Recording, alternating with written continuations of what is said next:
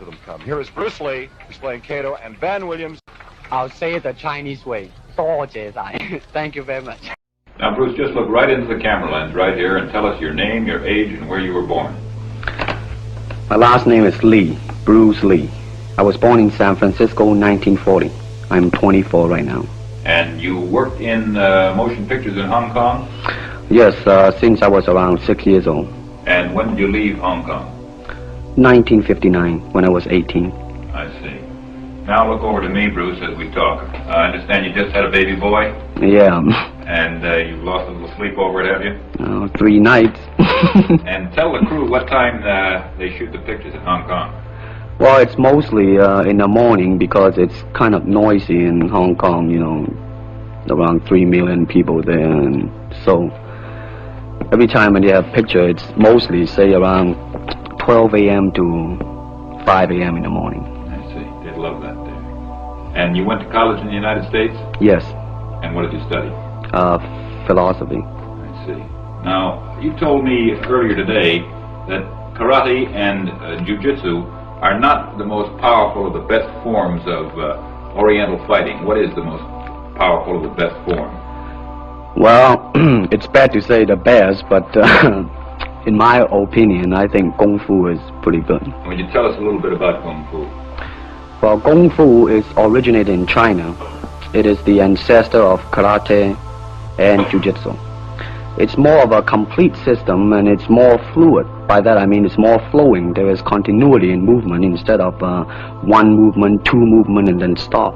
Would you look right into the camera lens and explain the principle of a glass of water as it applies to Kung Fu? Well, Kung Fu, the best example would be a glass of water. Why? Because water is the softest substance in the world, but yet it can penetrate the hardest rock or anything, granite, you name it. Water also is insubstantial. By that I mean you cannot grasp hold of it. You cannot punch it and hurt it. So every Kung Fu man is trying to do that, to be soft like water and flexible and adapt itself to the opponent. I see. What's the difference between a Kung Fu punch and a karate punch? Well, the karate punch is like an iron bar, whack. A Kung Fu punch is like an iron chain with an iron ball attached to the end, and it go whang, and it hurt inside. Okay. Now we're going to cut, and in just a second we'll have you stand up and show us some Kung Fu and some movements in Kung Fu. Okay. Cut. Please. Now look directly into the camera, Bruce. Directly at it.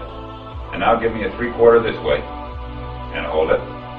And give me a profile that way, all the way. Good. Hold it. Now come back to a profile on the other side. And hold that. Give me a 3/4 on that side. And then give me right into the camera again. All right, now the camera will pull back. And Bruce, first show me the movements in the classical Chinese theater. Classical Chinese Well, theater. you know what we talked about in the office. How they walk and how they start to move. Well, in Chinese opera, they have the warrior and then the scholar. The way the warrior walk will be something like this. Walking this way, straight, come out, bend, straight, and then walk out again. An ordinary scholar would be just like a female, a weakling, 90 pounds in child Alice. You'll be just walking, you know, like a girl, real, shoulder up and everything. So by the way they walk, you can immediately tell who they are. Right, what character they represent. Now, show us some Kung Fu movements. Well, it is hard to show it alone, but I will try to do my best. All right, maybe one of the fellows will walk in. You want to walk Yeah, it would be... Go ahead. Go ahead. Go ahead. Come on, lady. Okay. Although accidents do happen, but you know, there are various kind of strikes. It depends on where you hit, then what weapon you will be using. To the eyes, you would use fingers. Don't worry. I will. To the eyes, or straight at the face, from the waist, everything on. Hold it just a minute. Let's move this gentleman around this way so you're doing it more into the camera. Okay, swell.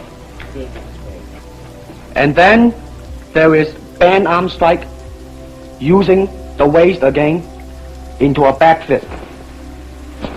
And let's have the assistant director back up just a way. Okay, go ahead. Continue. And then, of course, Kung Fu is very sneaky. You know, the Chinese, they always hit low. From high, go back to the groin. Don't worry.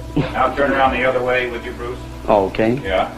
And, Would you want him? yes. Oh, cross These the are just camera. natural reactions. That's Right, it. right. That All is right. natural. Right into the camera. Cheat into the camera a little bit and show this again. All right. Go ahead.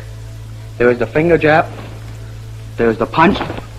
There is the back fist and then low. Of course, then they use leg. Straight at the groin or come up. Or, if I can back up a little bit, they start back from here and then come back.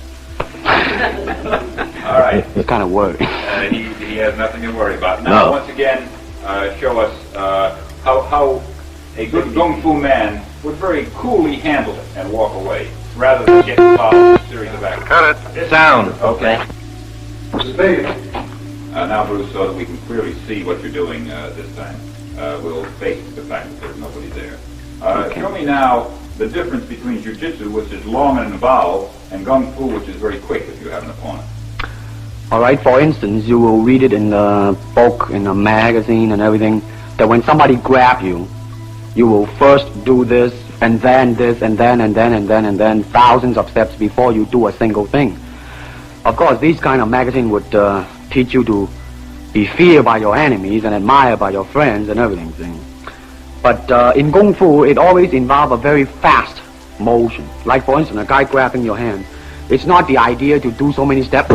Step him right on the instep. He'll let go. This is what we mean by simplicity. Same thing in striking and in everything. It has to be based on a very minimum motion so that everything would be directly expressed. One motion. And he's gone. Doing it gracefully. Not to go, yelling and jumping all over him, but to do that. Excuse me. Okay, now show me once again just a few movements there. Well, Kung Fu can be practiced alone or with a partner. Practicing alone, they involve forms. Some imitate a crane, a monkey, a praying mantis. This is a crane form. Let's start off. Hey!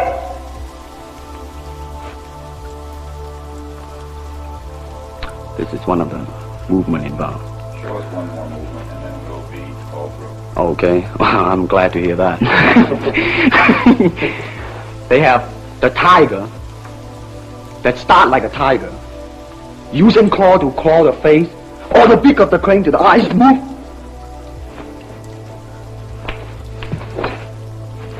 This is some of the movement involved. Thank you very much. Thank you very much.